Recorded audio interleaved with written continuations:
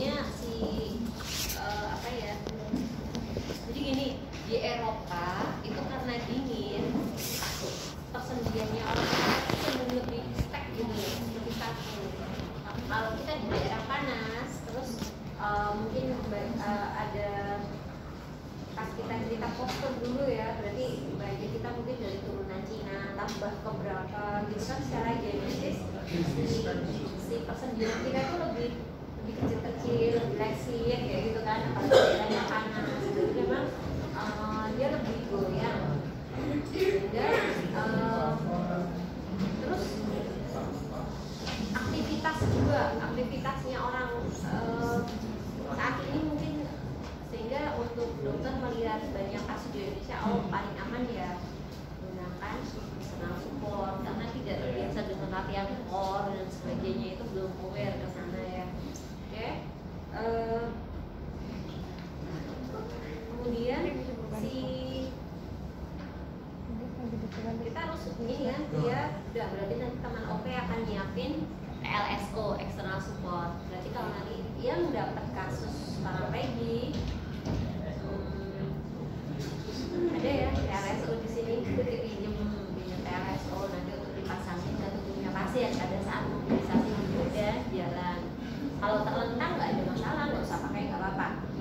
Nah, pasien untuk sebelum menggunakan external support itu harus inline posisi, nggak boleh duduk tanpa external support gitu, nggak boleh ya. Berarti sama ini kita cek dulu kalau pasien paraplegia yang kita cek apanya, segmennya mungkin lumbar bawah sehingga nggak bisanya cuma drop foot rekor A drop foot, berarti kan sebenarnya hanya nggak bisa gerakin dorsal fleksi, nggak bisa gerakin jari-jari ya. Kemudian sensorisnya juga nggak kerasa, berarti masuk di rekor A tapi cuma di area ini aja yang nggak bisa. Nah, kalau nanti yang nggak bisa cuma sampai di dorsal fleksi, berarti pasien bisa kan untuk gerakin lututnya, bisa untuk gerakin pahanya. Di area yang bisa bergerak ya digerakkan, aktif pasien, mulai dari asisten dan sebagainya, mulai dari asisten kemudian aktif. Tapi kalau daerah yang ini tadi benar-benar mumpuni, nggak bisa dorsal, nggak bisa gerakan dari jari-jari, berarti gimana? Berarti latihnya gimana?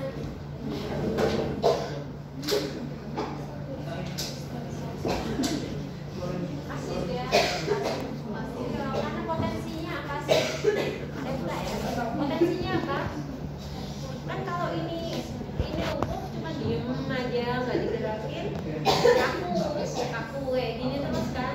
Nanti pada saat kaku demikian jalan jinjit, kakunya dipotong sih ini kan nanti pada saat jalan ya nggak bisa digerakin, tapi kan di drop, tapi di posisinya nanti ini ya semakin nggak bisa difungsikan untuk bergerak.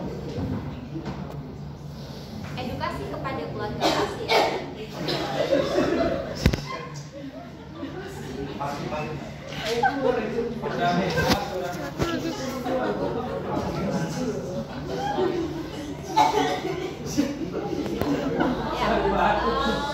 Edukasi berarti kalau kita lakukan pasif, itu pasifnya bukan di ankle kayak gini aja, berarti ini per jari-jarinya, berarti per segmen, mulai dari tangan kita pegang di sini, lakukan fleksi ekstensi, artinya disuruh lihat, Bu lihat nanti di rumah, nanti kalau saya cuma pelatihnya sekarang, tapi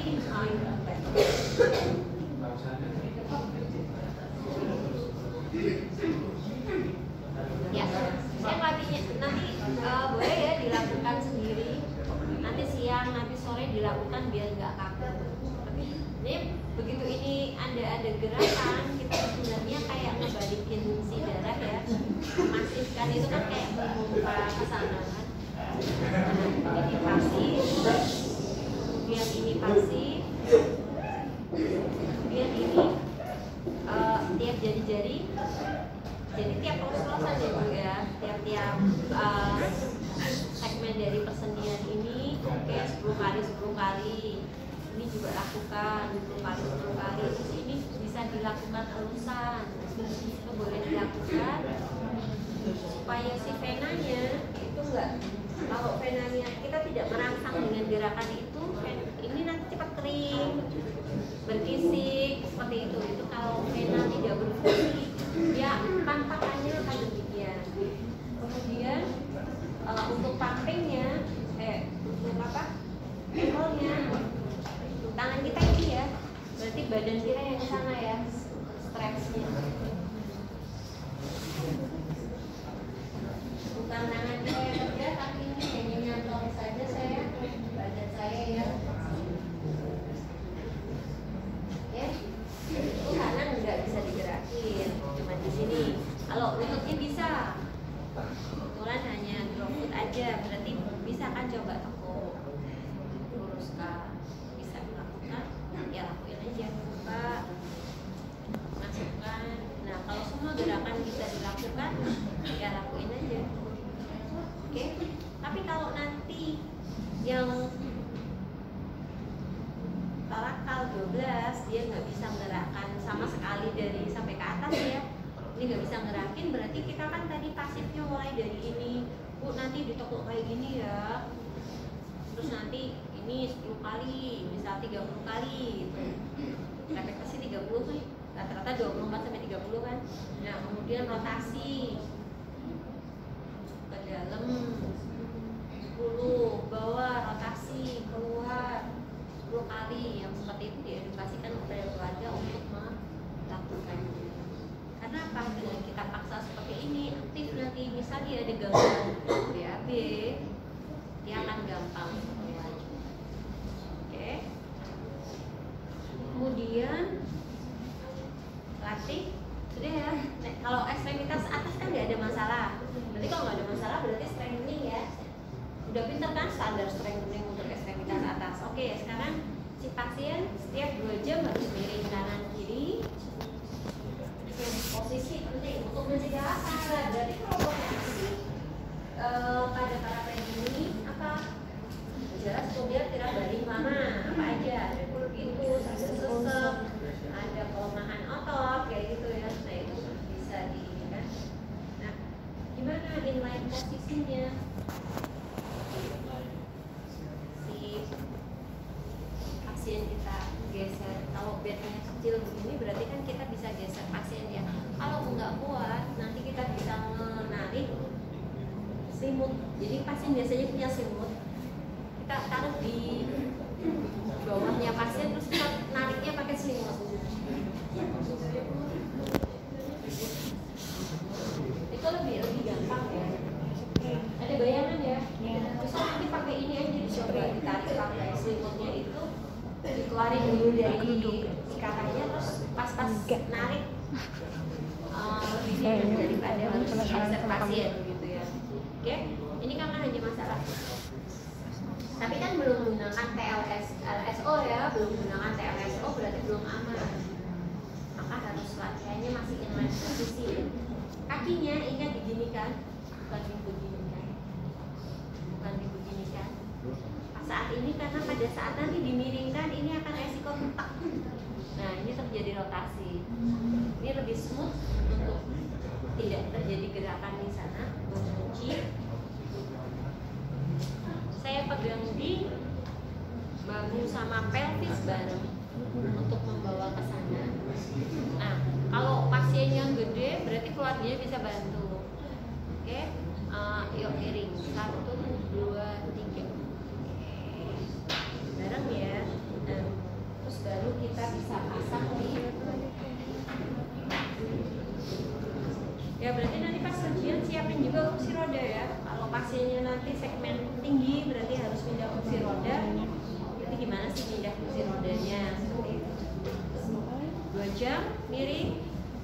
Nah pastikan ini miringnya nggak antara miring dan jatuh begini terus ujung-ujung ke belakang sendiri tak kayak gitu resiko ya.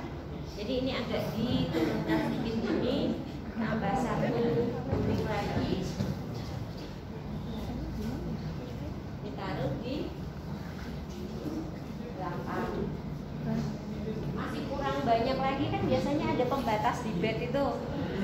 dikasih bantal atau kardus aquanya, pasien taruh sini tak buat nahan supaya pasien tidak balik ke lokasi terlentang.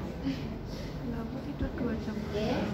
Kemudian untuk dilatihkan tengkurap dan nggak ada masalah, yang penting incline posisi, mau miring kanan kiri oke. Nah, gimana cara membawa dia terlentang lagi? Tinggal diseret. Oke. Belakang. Kita bawa ke terlentang ya. Yuk, 1, 2, 3. Nah, ini keluarga pasien yang pegangin kakinya ya. Oke, yuk 1, 2, 3. Oke. Nah, kemudian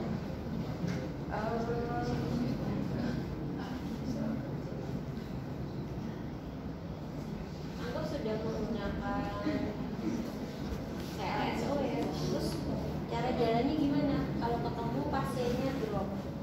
Nanti kalau drop kita bilang ke OP-nya gunakan AVO ya. Pada saat jalan kan dia bisa jalan, tapi kan karena kakinya nggak bisa dorsal, dia harus gunakan AVO. AVO-nya belum jadi. Pada saat dokter nyuruh jalan, terus gimana? Pakai lifting. Lifting dia. Kita gunakan ini sebagai gantinya AVO dulu. Sehingga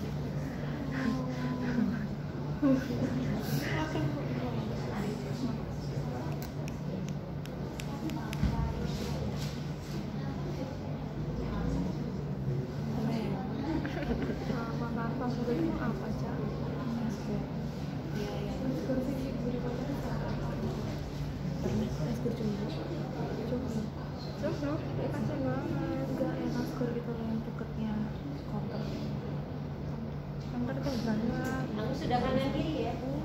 Nah, ini kalau masih kita lihat masih kurang kuat ke sana ya di tutup dua ini. Oke, yuk sampai jalan. Wih, begitu cara bangunnya. Gimana bangunnya di barang lagi? Oh, dia bangunnya seperti apa? Miring dulu. Miring sini ya. Yuk, kiri. 1, yuk. Pasien pegang baju di sini ya. 1, 2, 3, miring. Nah, bawa kakinya sini.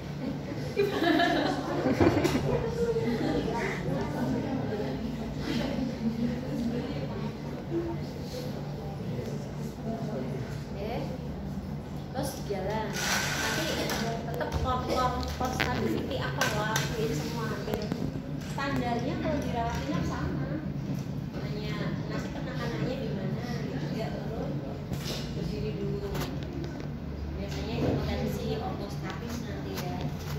Nah, termasuk ini juga kan terlatih buat pasien ya, berarti diturunkan. Yuk jalan yuk.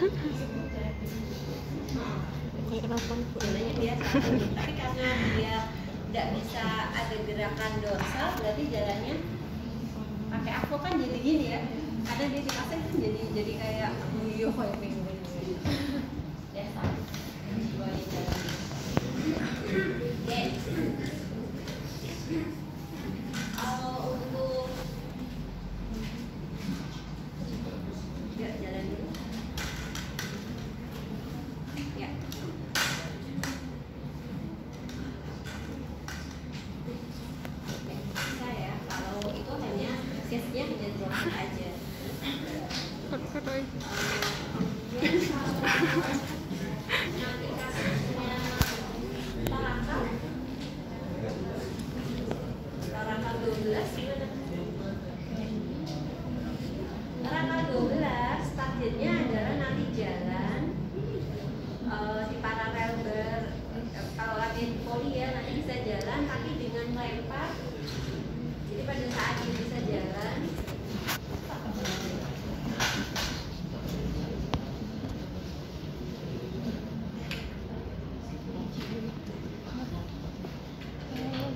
pakai korong.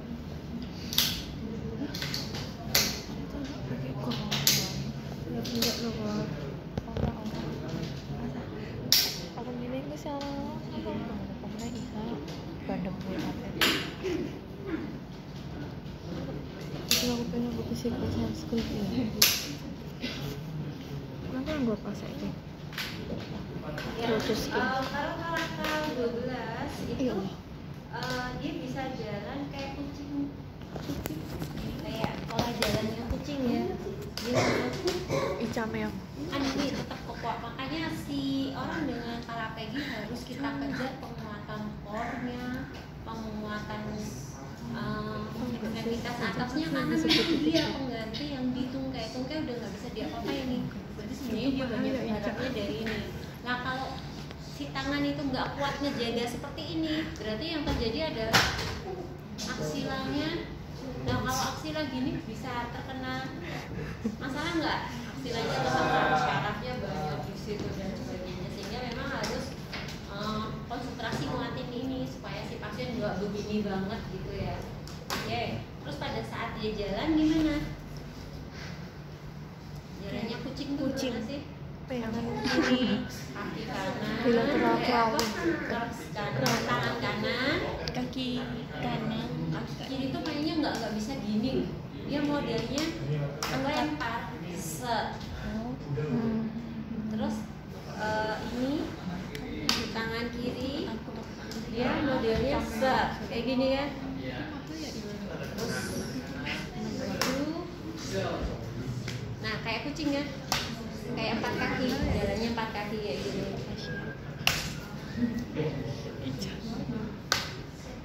Nah, nanti bedanya dengan torakal 10 nggak bisa mengayun ininya, jadi benar-benar lumpuh, semua tungainya itu lumpuh. Berarti yang bisa dilakukan adalah lompat. Jadi ini